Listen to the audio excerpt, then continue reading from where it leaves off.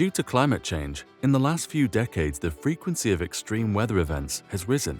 This leads to severe consequences such as landslides, flooding, and storm surges, and rural landscapes around cities must be protected from these changes. The OPERANDUM project is a European project formed by 26 partner institutions from all over the world. They research nature-based solutions to adapt rural and natural territories to the impacts of the rising extreme weather events. This video showcases one of OPERANDUM's nature-based solutions, which helps to reduce the threat of landslides in Catterline Bay, Scotland. I moved to Catterline in 2003. At that time, there were no issues at all with landslides. So the people weren't aware of everything that was going on the Braes. Then in 2012, there were a series of landslides caused by excessive rainfall and storm conditions. It's set around a bay, which obviously means that it's erodible material in the first place. The slopes in Catterline consist of sort of sandy soil with clay in between and gravel, and there's natural springs on the Braes as well. So the hazards associated with that is that that can trigger landslides, and the landslides in turn can block the road, and obviously when you get landslides you lose material and eventually they can threaten the village itself.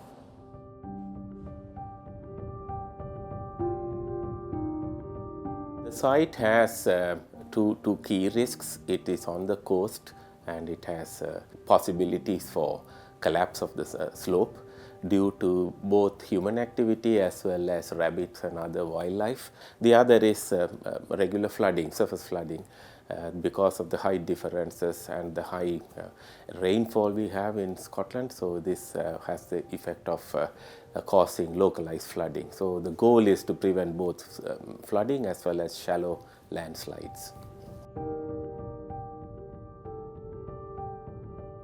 So there's a number of different solutions implemented in Catterline. One of the big problems we have is natural springs on the Braes. So there's a lot of water that has to be drained away. We used to do that with pipes and by digging ditches. With the nature-based solutions, we actually use live pole drains now. We use a live pole drain to facilitate shallow landslide prevention, to take the water away. We have high density planting trees and other vegetation on the slope. What we've also done is a number of solutions using logs and vegetation, so things like crib walls and lattices that have been put in as well. So all these things will make a big difference, I think, to the stability of the Braes. I think the key thing is that we're open for any idea, and we're open to try anything really, because we believe that doing something is better than doing nothing. The key benefit is that we are not introducing artificial materials to spoil the beauty.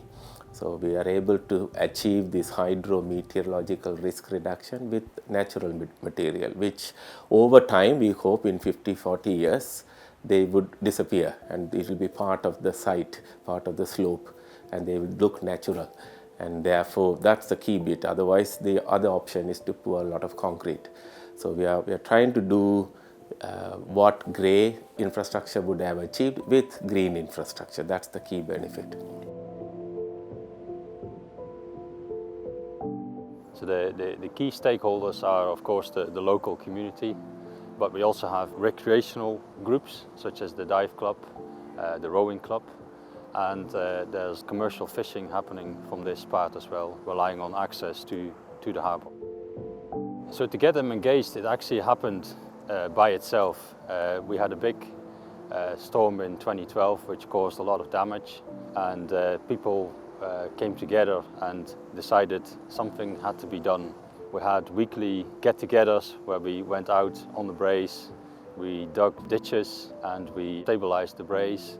So the community were actually very open to the idea of nature-based solutions. So Glasgow Caledonian University have had a relationship with the community since 2013, and every summer we would see the students on the slopes taking measurements.